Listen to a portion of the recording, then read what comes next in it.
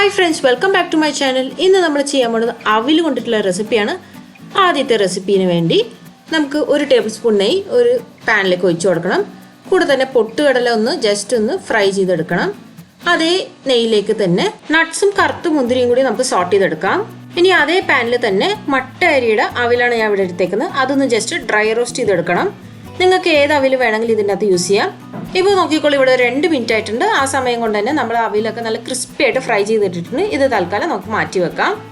ഇനി അടുത്തായിട്ട് അതേ പാനിലേക്ക് തന്നെ നമ്മൾ കുറച്ച് തേങ്ങ, അതായത് 1 കപ്പ് അവിലിന് 1/2 കപ്പ് തേങ്ങ ഞാൻ എടുത്തിട്ടുണ്ട്. അത് നമുക്ക് ജസ്റ്റ് ഒന്ന് ഡ്രൈ റോസ്റ്റ് ചെയ്തെടുക്കണം. ഇനി മധുരത്തിനനുസരിച്ച് കുറച്ച് ശർക്കരയും ബാക്കി നമ്മൾ വറുത്ത് വെച്ചിരിക്കുന്ന 2 ചേരുവയും കൂടി മിക്സിയിലിട്ടൊന്ന് പൊടിച്ചെടുക്കണം. ഇനി ഇതിലേക്ക് 1/2 ടീസ്പൂൺ ഏലക്കാപ്പൊടിയും നമ്മൾ നേരത്തെ വറുത്ത് വെച്ചിരിക്കുന്ന പൊട്ടുകടലയും നട്ട്സും മുന്തിരിയും ഇട്ട് കൊടുത്തതിന് ശേഷം 1 സ്പൂൺ നെയ്യും ചേർത്ത് ഉരുണ്ട പിടിച്ചു കഴിഞ്ഞാൽ നമ്മുടെ ആദ്യത്തെ റെസിപ്പി അവിൽ ലഡു തയ്യാർ. ഇനി അടുത്ത റെസിപ്പി തുടങ്ങുന്ന മുൻപായിട്ട് 1 സ്പൂൺ നെയ്യിലേക്ക് കറുത്ത എള്ള് ചേർത്ത് കൊടുത്തതിന് ശേഷം ഇതൊന്ന് ഫ്രൈ ചെയ്ത് മാറ്റി വെക്കാം. ഇതുവരെയും എന്റെ ചാനൽ സബ്സ്ക്രൈബ് ചെയ്തിട്ടില്ലെങ്കിൽ സബ്സ്ക്രൈബ് ചെയ്യൂ. അടുത്തുള്ള ബെൽ ബട്ടൺ പ്രസ് ചെയ്യാൻ മറക്കരുത്. ആദ്യം ചൂടായിരിക്കുന്ന പാനിലേക്ക് നമുക്ക് 1/2 കപ്പ് തേങ്ങ ചേർത്ത് കൊടുക്കാം. എന്നിട്ട് ഇത് ലോ ഫ്ലെയിമിൽ ഇട്ടതിന് ശേഷം മാത്രം നന്നായി ഫ്രൈ ചെയ്തെടുക്കണം. അതായത് ഈർപ്പം ഒട്ടും തന്നെ ഇല്ലാത്ത രീതിക്ക് നമുക്ക് നന്നായിട്ട് ഇത് വഴറ്റിയെടുക്കണം. ആ സമയം കൊണ്ട് നമുക്ക് മധുരത്തിന് ആവശ്യമുള്ള ശർക്കരയും 1/4 കപ്പ് വെള്ളം ചേർത്തതിന് ശേഷം വെറുതെ നമുക്ക് ശർക്കര ഉരുക്കിയാൽ മാത്രം മതി. ഒരു നൂൽ പാകം ആവേണ്ട ആവശ്യമില്ല.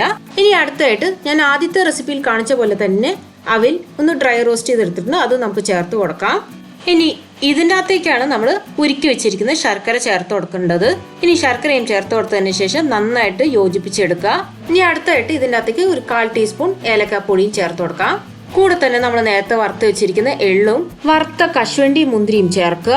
ഒന്ന് മിക്സ് ചെയ്തതിന് ശേഷം ഒന്ന് ജസ്റ്റ് ഒന്ന് തട്ടി കൊടുത്തു കഴിഞ്ഞാൽ അവിൽ വിളയിച്ച് റെഡി. ഇനി മൂന്നാമത്തെ റെസിപ്പി ചെയ്യാം. അതിനുവേണ്ടി ഞാൻ 1 കപ്പ് അവിൽ എടുത്തിട്ടുണ്ട്. കുറച്ച് വെള്ളം ഒഴിച്ചതിന് ശേഷം ഇത് വെറുതെ ഒന്ന് നനച്ചെടുക്കുക. പറ്റിയാൽ ഒരു 5 മിനിറ്റ് വെച്ച് കഴിഞ്ഞാൽ നമ്മുടെ അവിലൊക്കെ നന്നായി കുതിർന്ന് കിട്ടും. ഇനി നനച്ച് വെച്ചിരിക്കുന്ന അവിലേക്ക് കുറച്ച് ഉപ്പും ഇട്ടതിന് ശേഷം പുഴുങ്ങി വെച്ചിരിക്കുന്ന പൊട്ടറ്റോയും കൂടി ചേർത്ത് നന്നായിട്ട് കുഴച്ച് റെഡിയാക്കി എടുക്കുക. ഞാനിവിടെ 1 കപ്പ് വെളുത്ത അവിലിന് ഒരു ചെറിയ പൊട്ടറ്റോ ആണ് പുഴുങ്ങി വെച്ചിരിക്കുന്നത്. ഇനി ഇതിൻ്റെ അകത്തേക്ക് എരിവിനനുസരിച്ച് മുളക് പൊടി ചേർത്ത് കൊടുക്കാം. 1/2 ടീസ്പൂൺ ജീരകപ്പൊടി, 1/2 ടീസ്പൂൺ ഇഞ്ചി വെളുത്തുള്ളി ചതച്ചത്, 2 ടേബിൾ സ്പൂൺ കോൺഫ്ലവറും അതേ അളവിൽ തന്നെ ബ്രെഡ് ക്രംസും ചേർത്തതിന് ശേഷം നമുക്കിത് നന്നായിട്ട് യോജിപ്പിച്ചെടുക്കണം. ഇനി നോക്കിക്കോളൂ, നമ്മൾ കയ്യിൽ കുറച്ച് എണ്ണ ഇതുപോലെ ഒന്ന് തേച്ച് കൊടുക്കാം. എന്നിട്ട് തയ്യാറാക്കി വെച്ചിരിക്കുന്ന മാവിൽ കുറച്ചെടുത്തിട്ട് ഇതുപോലെ ഷേപ്പാക്കി റെഡിയാക്കി എടുക്കാം. ഇതുപോലെ ബാക്കിയുള്ളതും കൂടി റെഡിയാക്കിയതിന് ശേഷം നമുക്ക് എണ്ണയിലിട്ടൊന്ന് പൊരിച്ച് റെഡിയാക്കി എടുക്കാം. ഞാനിത് മീഡിയം ഫ്ലെയിമിലാണ് പൊരിച്ചെടുത്തത്. ഇപ്പൊ നോക്കിക്കോളൂ, ഇത് ഗോൾഡൻ കളറിൽ നന്നായിട്ട് ഫ്രൈ ചെയ്ത് കിട്ടിയിട്ടുണ്ട്. ഇനി നമുക്ക് എണ്ണയിൽ നിന്ന് കോരി മാറ്റാം. കറുമുറ കഴിക്കാനുള്ള അവിൽ ഫിംഗേഴ്സ് തയ്യാർ. ഇനി 4ാമത്തെ റെസിപ്പി നമ്മൾ നേരത്തെ ചെയ്ത പോലെ തന്നെ അവിൽ ഞാനൊന്ന് ജസ്റ്റ് നനച്ചെടുത്തായിരുന്നു. ഇനി അതിൻ്റെ അകത്തേക്ക് ഒരു ചെറിയ പൊട്ടറ്റോ ചേർത്തതിന് ശേഷം ഇത് നന്നായിട്ട് കുഴച്ച് റെഡിയാക്കി എടുക്കുക. ഇനി അടുത്തായിട്ട് ഒരു ചെറിയ സവാള പൊടിക്കായിട്ട് അരിഞ്ഞത്, എരിവിനനുസരിച്ച് പച്ചമുളകും അരിഞ്ഞു വെച്ചിരിക്കുന്ന കരിവേപ്പിലയും 1 ടേബിൾ സ്പൂൺ മുളക് പൊടിയും കുറച്ച് ഇഞ്ചി വെളുത്തുള്ളി പേസ്റ്റ്, 1 ടീസ്പൂൺ പെരിഞ്ജീരകം, 2 ടേബിൾ സ്പൂൺ കടലമാവും ചേർത്തതിന് ശേഷം അവസാനം കുറച്ച് ഉപ്പും ചേർത്ത് നന്നായി മിക്സ് ചെയ്ത് റെഡിയാക്കി എടുക്കുക. ഇതിൻ്റെ അകത്തേക്ക് ഒട്ടും തന്നെ വെള്ളം ഒഴിക്കേണ്ട ആവശ്യം തന്നെയില്ല. ഇനി നോക്കിക്കോളൂ, നമുക്ക് ജസ്റ്റ് ഒന്ന് എണ്ണ കയ്യിൽ തടവി കൊടുക്കാം. എന്നിട്ട് ഇത് നന്നായിട്ട് ഷേപ്പാക്കി എടുക്കാം. ഒരു വടയുടെ രൂപത്തിൽ തന്നെ ആയിക്കോട്ടെ, അല്ലെങ്കിൽ നമുക്ക് ഇഷ്ടമുള്ള ഷേപ്പിൽ തന്നെ ഇത് തയ്യാറാക്കി എടുക്കാൻ സാധിക്കും. എന്നിരുന്നാലും നമ്മൾ ഇതുപോലെ ബാക്കിയുള്ള തയ്യാറാക്കിയതിനു ശേഷം ചൂടായി കിടക്കുന്ന എണ്ണയിലിട്ട് പൊരിച്ചെടുക്കും. ഇപ്പോൾ നമ്മുടെ 4ാമത്തെ റെസിപ്പി പോഹ വട റെഡി. ഇനി അടുത്ത റെസിപ്പി ചെയ്യാം. കഴിഞ്ഞ 2 റെസിപ്പിയിൽ കാണിച്ച പോലെ തന്നെ അവിൽ ഇവിടെ നനച്ച് വെച്ചിട്ടുണ്ട്. അതിൻ്റെ അകത്തേക്ക് 1 കൈപ്പിടി സവാള ചേർത്ത് കൊടുക്കാം.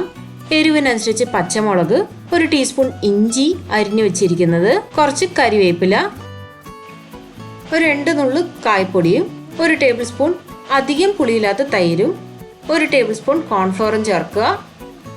ഇനി ആവശ്യത്തിന് ഉപ്പും ചേർത്തതിന് ശേഷം ഇത് നന്നായി യോജിപ്പിച്ചെടുക്കുക.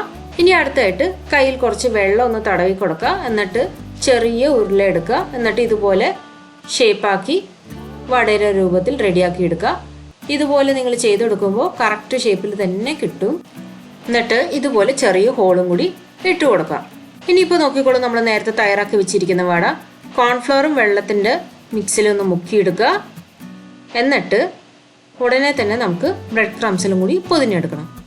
ഈ രീതിയിൽ ബാക്കിയെല്ലാം കൂടി ചെയ്തതിന് ശേഷം നമുക്ക് എണ്ണയിലിട്ട് പൊരിച്ച് റെഡിയാക്കി എടുക്കാം. ഇപ്പോൾ നോക്കിക്കോളൂ, നമ്മുടെ അവസാനത്തെ റെസിപ്പിയും ഇവിടെ തയ്യാറായി കഴിഞ്ഞു. ഈ റെസിപ്പീസ് എല്ലാവരും ചെയ്യാൻ മറക്കല്ലേ.